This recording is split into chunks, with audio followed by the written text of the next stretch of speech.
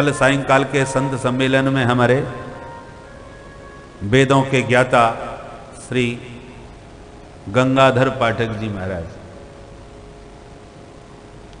अच्छे वैदिक विद्वान हैं हमारे श्री धाम वृंदावन के, वो पधारे थे। इस पर उन्होंने बहुत सुंदर प्रकाश डाला था कि जब तक वेद का आश्रय कोई ग्रंथ में न लिया जाए तब तक उस ग्रंथ का आदर नहीं होता। गोस्वामी जी ने पग पग पर वेद भगवान का प्रमाण दिया है। इति वेद वदंती न दंत कथा। हम जो कह रहे हैं वो वेद सम्मत है। सबसे पहले नाना पुराण निगमागम सम्मतम यत रामायणे निगदितम। मैंने रामचरित मानस में जो भी कुछ कहा लिखा है वो सब निगम आगम पुराण से सम्मत है। मेरी मनमुखी कहानी ना समझ लेना, मनमुखी बातें ना समझ लेना। जो कुछ लिखा है सब शास्त्र सम्मत है, वेद सम्मत है, संत सम्मत ग्रंथ है। तो जब वेद की प्रतिज्ञा करी वेद सम्मत है तो रामचरितमानस का समाज में सम्मान हुआ। ऐसे ही भागवत में भी निगम कल्प तरोर गलितम फलम, वेद सम्मत यह ग्रंथ है, इसलिए भागवत का सम्मान है। भगवत गीता भी वेदोपनिषदों का सार सर्वस्व है, इसलिए भगवत गीता का सम्मान है। तो भागवत क्या है? वेद रूपी वृक्ष का रसमय परिपक्व फल है, पका हुआ। किसी ने कहा पका हुआ फल टपके तो फूट जाएगा, उसका रस भी बिखर जाएगा। ब्यास जी कहते हैं ये रसीला तो है परंतु फूटा नहीं। क्यों नहीं फूटा? बोले निगम रूपी वेद की शाखा से धड़ाम से नीचे नहीं गिरा, डाली प्रति डाली के द्वारा धीरे धीरे धरा पर आया है। सबसे पहले नारायण रूपी डाली से टपका तो ब्रह्मा की शाखा पर अटका, फिर ब्रह्मा की शाखा से टपका तो नारद की शाखा पर लटका, फिर नारद की शाखा से टपका तो व्यास की शाखा पर अटका, फिर व्यास शाखा से टपका तो सुख शाखा पर लटका, फिर सुख शाखा से टपका तो परीक्षित के माध्यम से समस्त रसिकों को प्राप्त हो गया। तो शिष्य प्रशिष्य शाखा पल्लव परंपराया सनई सनई अखंडमेवावतीर्णम न तो उच्च निपातेन स्फुटितम। डायरेक्ट नहीं गिरा, इनडायरेक्ट धीरे धीरे धरती पर आया है, इसलिए रसीला भी है, परिपक्व भी है और बिना किसी प्रकार से फूटा हुआ नहीं है, खंडित नहीं है, अखंडित फल है। अखंडम अवतीर्णम फलम। किसी ने कहा महाराज ये फल खट्टा है कि मीठा? व्यास जी बोले बहुत मीठा है, खा के देखो। बोले खाएंगे तो बाद में, पहले सबूत दीजिए, मीठा ही निकलेगा, इसका क्या प्रमाण है? व्यास जी कहते हैं प्रमाण तो खाने के बाद ही मिलेगा, और पहले ही प्रमाण चाहते हो तो वो भी हमारे पास है। क्या? बोले तोता जिस फल में मुंह मार दे वो गारंटी से मीठा निकलता है। तो किस तोते ने मुंह मारा इस फल में? बोले शुक मुखाद मृत द्रव संयुतम। सुखमुख विगलित फल है। व्यासनंदन भगवान परमहंस परिव्राजकाचार्य सुखदेव जी जैसे श्री संत के मुख से उच्छिष्ट हो चुका है, और जो फल तोते का जूठा हो उसमें फिर विचार करने की जरूरत नहीं, गारंटी से आंख मूंझ के समझ लो पक्का मीठा ही निकलेगा। सुखदेव जी जैसे परमहंस सुख का मुख लगा हुआ है, इसलिए खट्टे होने का तो प्रश्न ही नहीं उठता है। अमृत द्रव संयुतम, अमृत के समान मधुराति मधुर फल है। मधुराधिपते रखिलम मधुरम।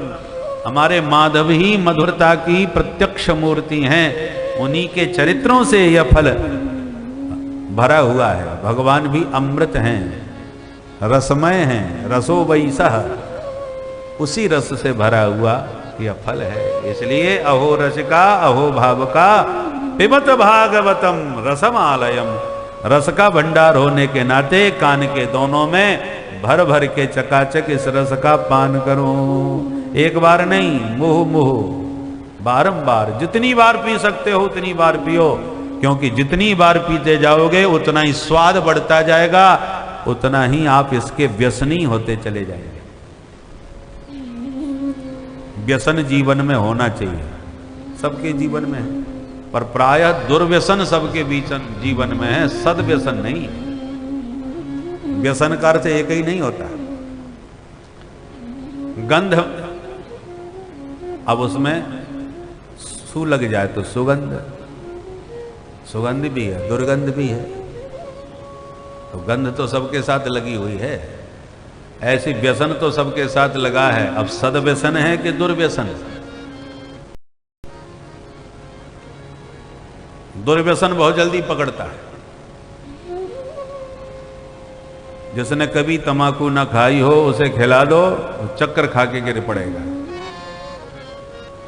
और धीरे धीरे दो दो दाने खिला खिला करके जब वो मुंह लग जाती है, फिर स्थिति ऐसी आती है कि पुड़िया खाने को न मिले तो चक्कर खा के गिरने लगता है। क्या करें साहब, कहीं पुड़िया ही नहीं मिल रही, सरकार ने प्रतिबंध लगा दिया है, बहुत महंगी हो। अरे चाहे जितनी महंगी हो जाए, पर उसके बिना अब नहीं चलेगा। जो एक बार व्यसन लग पाया तो चाहे जितना बिच्छू छाप दो, चाहे जितनी चेतावनी लिख दो, ज्यादा समझाने की भी कोशिश करोगे, अरे मर जाओगे, कैंसर हो जाएगा, ये क्या तुम दुर्व्यसन पाल रखे हो, तो तुरंत जवाब देगा, तुम क्या अमर होके पैदा हुए हो? अरे आया है सो जाएगा, राजा रंग फकीर, सबको जाना है, हम तो खा पी के ही जाएंगे। बोलो राधे राधे। राधे राधे। तुम्हारा ऐसे जिनको पक्का व्यसन लग गया है, उन्हें समझाने की कोशिश करो तो उल्टा समझाने लग जाते हैं। बहुत मुश्किल होता है। इसलिए जीवन में सद्व्यसन लगे। आप लोगों को सद्व्यसन लगाए तभी तो आप आए हो। कोई कहीं से, कोई कहीं से, कोई उड़ीसा से आए हैं, हमारा कोई परिचय भी नहीं था, हैं?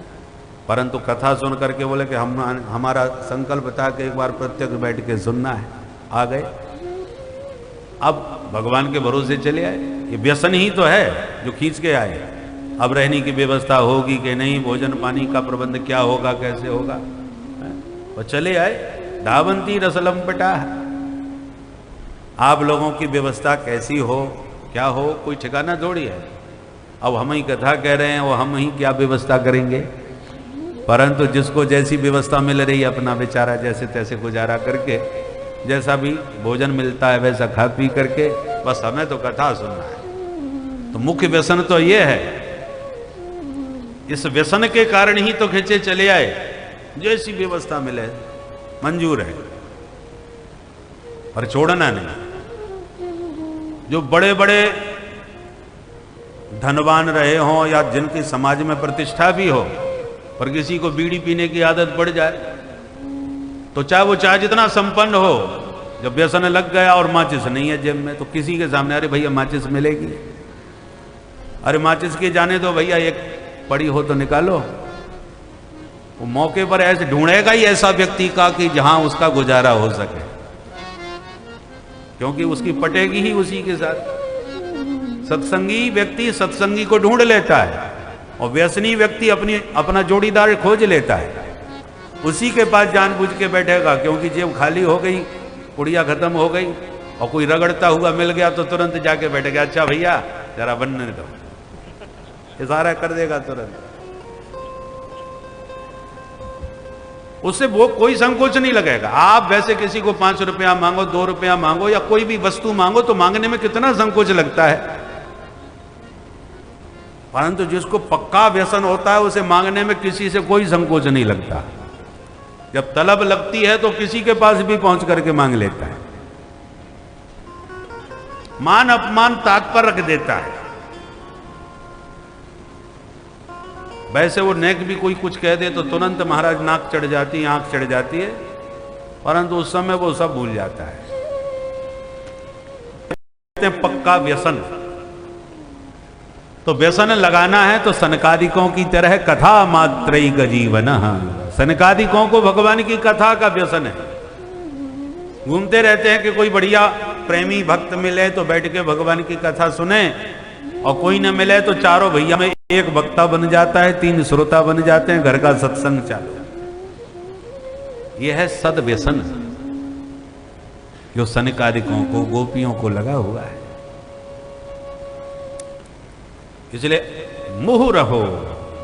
व्यास जी कहते हैं, हे रसिक जनो, बार बार पियो। एक बार से व्यसन नहीं लगता। व्यसन कब लगता है? जब बार बार उस वस्तु का सेवन किया जाए। इसलिए बार बार भागवत रस पान करो और इस भागवत का व्यसन अपने जीवन में बना लो। बोलो भागवत भगवान की जय।